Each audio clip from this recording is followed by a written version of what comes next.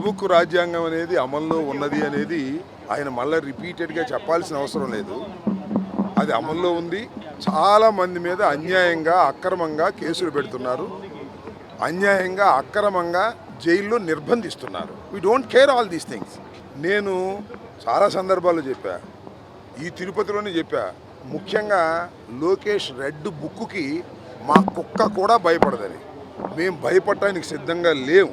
జైలుల్లో పెట్టుకుంటాడో, లేక దొంగ కేసులు పెట్టుకుంటాడో, లేకపోతే పోలీసుల చేత కొట్టిస్తాడో, దేనికైనా సిద్ధపడే రాజకీయాల్లో ఉన్నాం లోకేష్ అని గుర్తుపెట్టుకోమని మనం చేస్తున్నా.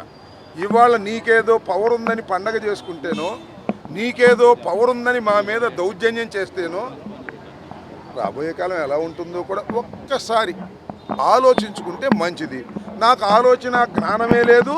నా రెడ్ బుక్ ఉంది, నా దగ్గర పోలీసులు ఉన్నారు, ఎంతకైనా తెగిస్తాను, ఎన్ని అక్రమ కేసులైనా పెడతాను, ఎంతమందినైనా జైల్లో పెడతాను అని నువ్వు భావిస్తే దీనికి ప్రతిఫలం లోకేష్ అనుభవించక తప్పదు రాబోయే కాలంలో. ఇవాళ్లతోనే పని అయిపోలేదు.